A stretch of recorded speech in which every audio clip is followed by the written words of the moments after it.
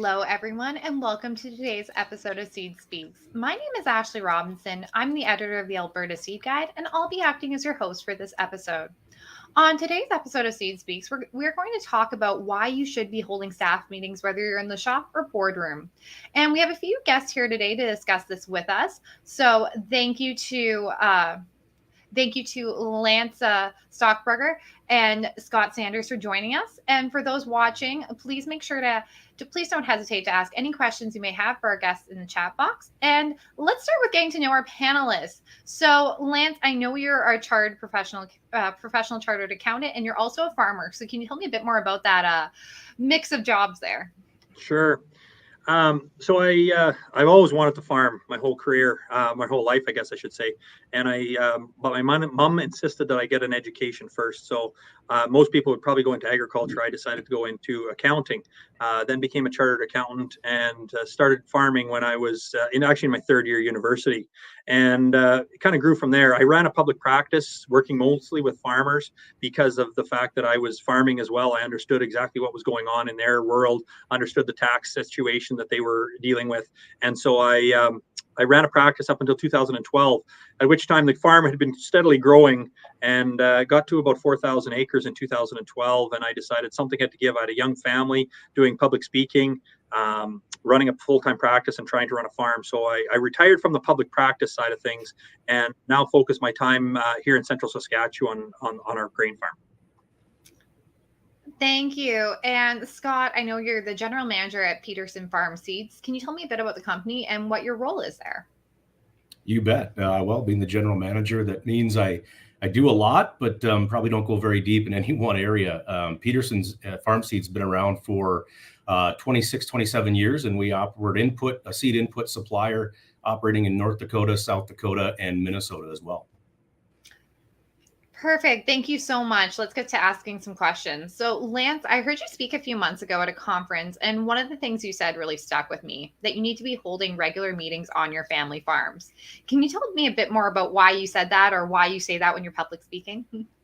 Sure. One of the things that where an area that I kind of got into that I never would have thought I would have been focusing on in my career when I was a professional accountant was the succession and the transition from one generation to the next. And but it was an area that a lot of people struggle with and need help. Most times people talk about taxes being the most important aspect, or that's the one that they want to focus on the most. But a lot of times communication is really what it's all about, and having good communication and good training for the next generation. So what I meant, or what I talk about, why I think it's very important to have regular meetings, is for the educational aspect of the business, so that people involved in the business, whether they're employees or more so family members, maybe children growing up, that they have a role to play, and they can learn from the decisions that get made on the farm. Because quite often the older generation wants to make all the decisions, keep the financial information fairly close to their chest, and not share it. And I found that businesses and family businesses that share that information and to a certain extent and have regular meetings tend to be more successful, because it's really trying to set the next generation up for success, or even employees, people so that they can understand what's driving the business, what's important, what are the pains are, and so they understand. So one thing that I try to tell people is that they should always be trying to schedule regular meetings. Now, regular might be every 6 months, depending on the situation, but other ones might be weekly. Certainly in the busy season, we're going into our seeding season here, we're not really having regular meetings right now, but throughout the winter months, it's more of a regular schedule. We try to do it here on our farm. Thank you. And I think that's a really good point that you make about meetings are about communication and making sure everyone's on the same page. And Scott, I read in an article on the Seed World website that Peterson Farm Seeds really makes having staff meetings a priority. And they even continued to do them during the pandemic when the logistics for holding them were harder. So why are staff meetings so important then? Well, I think if you didn't think they were important before the pandemic, I think people realized how important it was to meet regularly with your team members. And I agree with Lance that regularly can mean a lot of different things, but really as leaders, we need to work to stay connected to our teams. It can become really easy to get distracted by what we're working on, especially if you're in a small company like I am.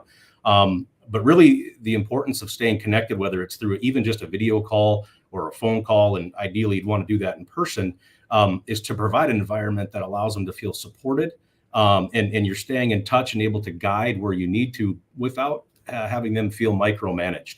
I mean, really, it provides an opportunity for the team members to discuss their thoughts and their questions. And, you know, one of the things that I think as hiring managers, we tend to forget is we spend all this time and money hiring really good people. And then when they get here, we try to tell them how to do their job. And I think we need to remember that these meetings are really for them to come to us. We're there to support what they're doing, to allow them to talk through how they're feeling about the role and their team. But I think, as you mentioned at the beginning, I think during the pandemic, that became critical to making everybody continue to feel like there's a connection throughout the team when we couldn't be physically around each other. And of course, I know I've attended so many meetings in my past, and some have gone really fantastic, and there's been others where they haven't gone so well. So let's first off talk about getting out some of those things that you guys have noticed when you've been in a meeting and maybe it hasn't gone as well. What are some of the things that have stood out to you that maybe pointed the meeting in the wrong direction or had your staff maybe not as engaged as they should be? I'll just jump in here quickly and then let Scott finish up. But I think having an agenda is very important to structuring the meeting and sharing that information ahead of time for the meeting, I think, so that everyone knows sort of what's going to be talking about it, but also having availability to add any other comments or questions that they might have. But having a structure to the meeting. Scott mentioned as well that, where you're having that meeting and not getting distracted. So agendas can keep you on track, which I think is very important. And, I'm guilty, and I farm with my brother as well. And we're guilty of trying to have meetings in the shop. And we're like goldfish. As soon as we see something else move or something, sitting on the bench, we can get distracted very easily. So we try to do meetings, even if it's outside, or quite often he lives in 2 hours away from the farm. So quite often we'll have phone calls in the off season when he's not around. And that'll be the way that we structure and keep people on schedule with what's being discussed and what needs to get discussed. Try not to mix personal discussions. Have a brief discussion at the beginning of the meeting if people want to talk about what they're working on, what they're doing, how the family's doing, things like that. But then try to really stick to a strict agenda. Yeah, I couldn't agree more with what Lance said. I think that having an agenda and that framework for the meeting allows consistency, and consistency is what makes these meetings, I think, beneficial. Knowing what to expect, going through the same thing. And then just to piggyback off what Lance said, from a distraction standpoint, in those meetings, and if you're like me, I have a lot of managers who have teams below them. They're getting pinged during the meetings. They're getting people walking in. So I do think it's really important to create an environment of focus, which means to just set the distractions aside, have an agenda, stick to it, and then move on with your day. So yeah, consistency and lack of distractions is really, I think, what's key. And when I've seen meetings not go well, those are the two things that tend to fall apart. Yeah, and I think that really plays into my next question, which, of course, you guys said really that having that agenda and being able to focus is what really makes for a good meeting. So how do you guys go about planning your meetings? Like, how do you go about scheduling and then making sure when you're sitting down yourself before to make that agenda to make sure you're getting everything that you want covered in the meeting? One of the things that we typically do is we will share information that needs to get discussed between my brother and I. So throughout the week, we'll be passing emails back and forth or text even to say, we need to talk about this seed purchase, or we need to talk about ordering fuel, or whatever the things might be. And then that sort of starts to build the agenda, I guess, so that then when a day or so before the meeting's going to happen, we can go ahead and kind of just take the tidbits out of each one of those emails that we need to add to that agenda. The other thing that I think, I'm also on a board of a local terminal, grain terminal, and I've seen where meetings can get offside quite quickly, or not offside, but off the rails. You really need to have a strong chairman, and whoever that person might be, who's going to keep bringing it back to the agenda. You got to have discussion. You have to allow the discussion to happen. But at some point, you have to bring the meeting back to the topics that you're discussing, so that you can stay on track and stay on focus with what needs to get discussed. Yep, I think those are great points. I would add that one of the tools that it's good to have a tool, right, to capture things and ideas and thoughts and maybe track projects. And one of the things that we have at Peterson that we've used for a long time is Microsoft OneNote. And really what that allows us to do is have a shared notebook, if you will, between myself and the manager, or even larger as say our leadership team. We can put things on there that we're interested in talking through. Because as you know, if you've got 10 people on your team, after the meeting, everybody goes in 10 different directions, and trying to keep on track for that next meeting and remember the things that are important enough for the meeting, but may not be critical that you need to handle them the second that they pop up. I think having a method to track those items, and that allows kind of what we talked about earlier for the meeting to build its agenda and to stay focused and on task. And I think having that tool is a really important piece of staying in communication with your team members when you don't get to talk every day. All really good points there. And I think that's a really good point there on the end there that you made, Scott, about needing to having those text systems where you guys can all access like one information source and add to it, and you can add the follow-ups after the meeting. Because I know one thing that I find makes for a good meeting sometimes is to have those action items at the end of the meeting, be like, okay, this is who's going to handle this and this. And if you have that way to communicate back and forth, it helps. It also creates a little bit of accountability. You can go back to see what was said, what action items came out, and when you meet up again, or even throughout the week while you're not together, you can kind of track to see how those things are going. Mm-hmm. And I think another really important thing to talk about is, how do you guys actually schedule these meetings? Make sure that it works with all your staff and you're able to either get everyone on the phone or on a Zoom call all at once, or at one point in a boardroom or out in the farmyard. Like, how do you guys make sure that you schedule something that works for all the staff at once? Go ahead, Scott. You're going to have more to add to this than me. I don't know about that, but I keep harping back on it, but you got to go to consistency. And I think everybody's schedule is different. Every employee works differently from a time standpoint. There might be somebody who's better in the morning or the afternoon, or Mondays aren't good, or so I think being flexible with your employees is really important. But once you come up with a time that works, I think keeping that time and keeping it as much as you can, because you can rely on it. The employee can rely on you being available at that time, because it's not as important for me to know what's going on as it is for that employee to know that they have time to talk through issues, quite simply because they've all got projects they're working on. They make decisions on the fly. But if there's a consistent time that you get to meet every week, it's really important, because it doesn't allow problems to fester and allows them to, again, feel supported without feeling that person right over their shoulder. Because, again, if you're hiring great people, nobody wants to be micromanaged. Yeah, I would agree as well. Certainly, on our farm, it's much smaller scale. We've got my brother and I that basically are the management team of our farm, and we make those decisions. And agreed, a regular schedule every Tuesday morning at 7:00 is our off-season type of meeting. And then after that, when we get into the busy season, it becomes a lot more ad hoc, but we've got more opportunity to talk about things, and hopefully we've addressed most of the issues that we need to address ahead of time, so that this way we've got he'll know what decisions he needs to make, I'll know which decisions I need to make, and how to make those decisions. But I agree that regular schedules, because everyone's schedules keep getting busier and busier, but if we know when that time is, we'll make time for it. And we also, like, for instance, buying equipment. If we're looking at purchasing a piece of equipment on the farm, I'll, maybe it's a Thursday afternoon, I'll say, well, we're having our meeting on Tuesday morning. That's when we're going to discuss it, and we'll decide. And I'll call the salesman back on Tuesday afternoon and say whether we're going to do it or not, if time permits to allow us to do that. But at least it gives me a time to think about it. When we can schedule a time, we know that we'll be able to talk about that. Great points there, guys. And I think this one plays into this question. So if an employee misses a meeting because maybe there's a scheduling conflict or they're sick that day, like we all know people get sick, how do you guys work to make sure that they're looped in on what was discussed? Is that where we go back to looking at some of those team tools like Microsoft OneNote? Yeah, I mean, that's definitely how we would do it. If it's somebody if it's not a leadership meeting, if it's more of a one-on-one weekly that I have with my direct reports, if they're out of the office or especially thinking of the current time that we're in with planting, some of my team members are out on the fields actually getting work done. So it's important to let them do their job and not put these things as too much of a priority. But if they can't make it, I definitely reschedule on our calendars and just ask them for a better time and just let them know that, I want to find time with them. So I think it's important for me as the manager to be following up with them and let them know that it's important.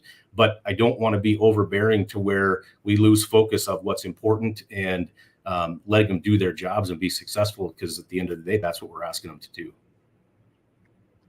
Yeah, I echo Scott's comments. I really don't have anything more to add. I think, if it absolutely doesn't work, we just got to try to find a time that it will work for everyone that can make that meeting, and then try to stick to it. And it just needs to be a priority on everyone's part, that you can't just simply, something else comes up that you can cancel or change that meeting. They have to realize that other people's schedules are just as important as theirs, and understanding that sometimes there are things that they can't do, but to change something. But for the most part, stay on focus and make sure that you stick to that. Yeah, it's really important, that whole making sure that you're treating meetings as a priority, which I think plays into the next question I want to ask. And I think both you guys kind of mentioned we're at a busy time of year. Like we have people out in this field seeding. So I know before, Lance, you kind of mentioned that you don't really schedule a lot of meetings during the growing season. But I just want to ask a bit of a question about, how do you schedule meetings during the busy time of year, and how do you keep that communication flow open? Or is it something that maybe falls by the wayside? Like, how do you make sure that you're still all communicating when maybe you can't all get in one place at a time because of seating or something? Yeah, I mean, I'll have to admit that I lack here. That's an area where we could probably improve. It becomes very ad hoc because our business is very structured on or dictated by the weather. It'll be, on a rainy day, we have to talk about this, or we have to discuss this, or have that meeting.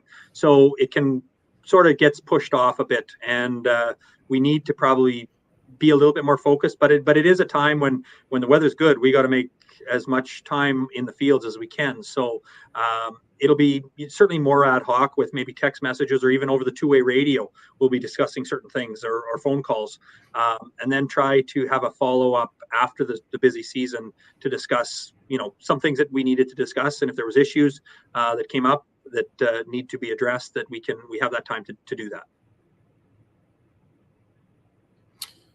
Yeah, and I would say from our standpoint, we're maybe a little different, right? Lance's business is mainly running his farm. That's a huge lift every spring and every fall. So we have a little bit of that here, but a lot of the folks on my team are office. So we're not necessarily in the fields all the time or ever. And so we do have consistent meetings. We don't really change that schedule, but I think it's part of my job to make sure that we're flexible for those that do need to be out of the office, because as I said earlier, the focus is really performing and doing the business in which we're employed to do. So just keeping that flexibility and making sure that, again, it falls back on me as the leader to make sure they're getting the information that they need. They hear what was talked about, and I can also relay any communications from them, or ideas or thoughts. It's just a matter of keeping everybody in communication with one another, but not getting in the way of the things that need to be done, especially when we're driven by time and weather in this industry. And those are all really good points. And Lance, I kind of want to draw a bit back on your previous role and your previous life as a CPA. And I know, of course, you worked a lot with farmers and running their businesses and stuff. So what advice were you giving to your clients when they come in with all their income tax stuff or whatever, and you're like, maybe you guys should be looking a bit more at having more meetings or discussing things maybe a bit more before you come into the office and meet with you? What were you, when you were on that side of the table, what was your advice to farmers or other people that you're working with business-wise? Well, as I mentioned earlier, it was farmers there are not too many that are different. They were all driven by tax. They made so many decisions based on taxes, and I needed to curve that or change their perspective on that. I mean, certainly taxes were important, and make sure that we put structures in place that tried to minimize those taxes as much as possible. But quite often it would come down to just communication, and probably more so sharing the financial information with the other members of the family. So I would see how people would act, and every family was different. People would come in where a lot of times it would be the father that would come in and give me the information. Sometimes the mother, in a lot of cases, was doing the books for the business. And I try to wean them off and try to get them to start transitioning some of those roles to the next generation in little bits.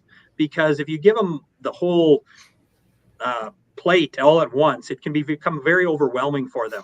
And so trying to talk to them and say, look at, you need to, get them to start doing some books, or get them to start writing out the checks and reconciling the bank, whatever it might be, start making little decisions. And having a regular update or regular meetings was part of that, so that they could be monitoring how the progress was going, so that it didn't come in at the end of the year and so all of a sudden it was a big mess, and a lot of things needed to be corrected and changed. This way they could be meeting on a more regular basis. One situation, it wasn't a farming client, but it was a different, it was a business, a retail business that had 3 unrelated shareholders.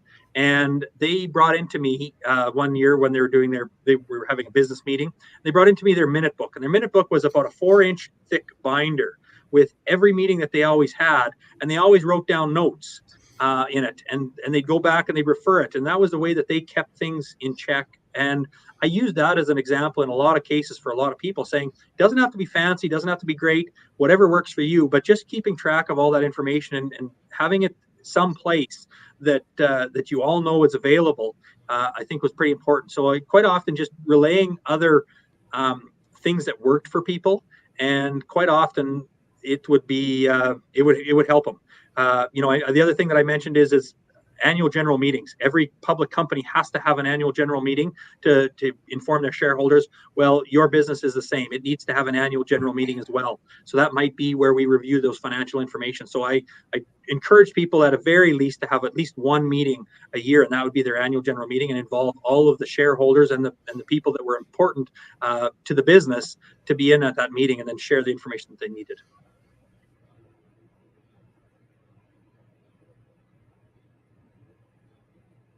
Ashley, I guess you're muted.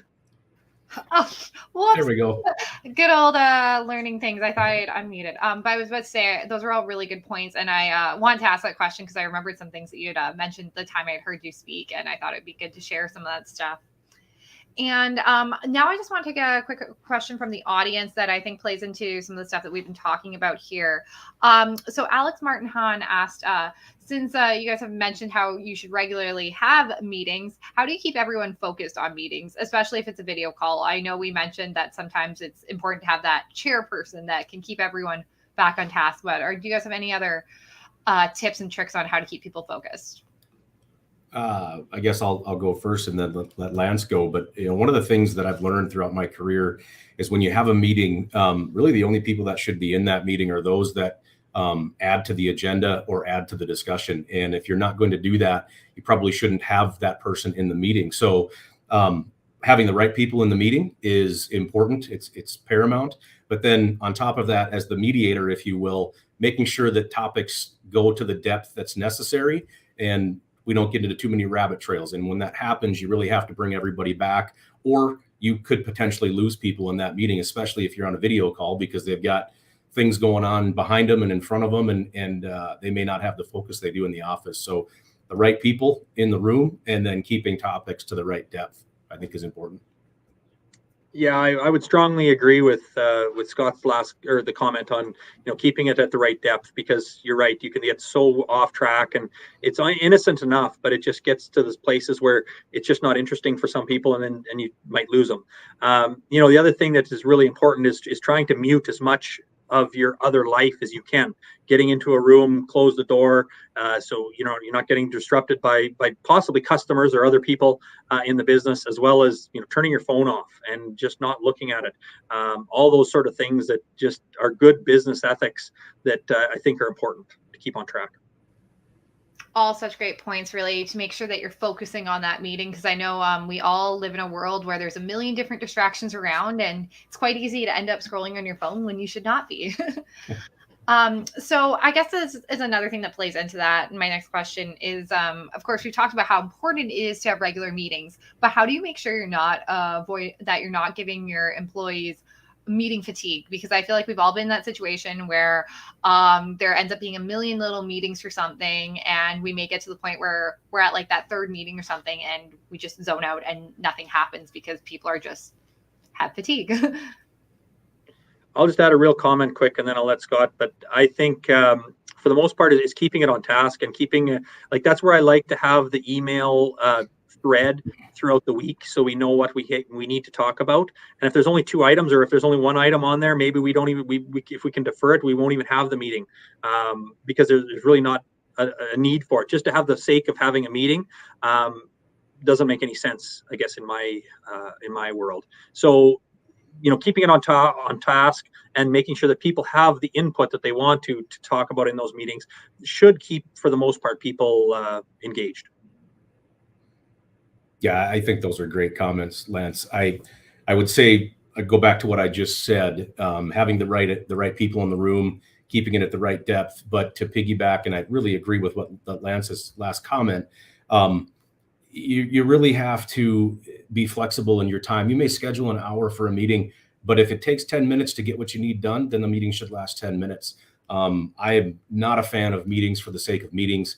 I think that you need to have a good idea of what you need to accomplish. If there's nothing to accomplish, just what Lance said, then don't have the meeting. And everybody could acknowledge that. So I think the way to stay away from meeting fatigue is not to have unnecessary meetings as best you can. All really good points. Well, thank you guys so much for being here. Unfortunately, that is all the time we have for today. Appreciate you having me. Yeah, thank you for having me. I'm going to go try to get some seeds in the ground. Well, good luck with that. We're all pulling for you to get some planting done. Excellent. Thank you very much. All right. And for those watching, thank you for tuning in. And if you missed part of today's live stream, don't worry. We'll have it available on demand on Facebook and YouTube. And if you have any questions about the subject or ideas for future topics we should tackle, please send us a message to Seed World's Facebook page, or feel free to reach directly out to myself. Next week, join us for a special episode from the International Seed Federation World Seed Congress in Barcelona. We hope you'll join us, and thanks, and see you next week.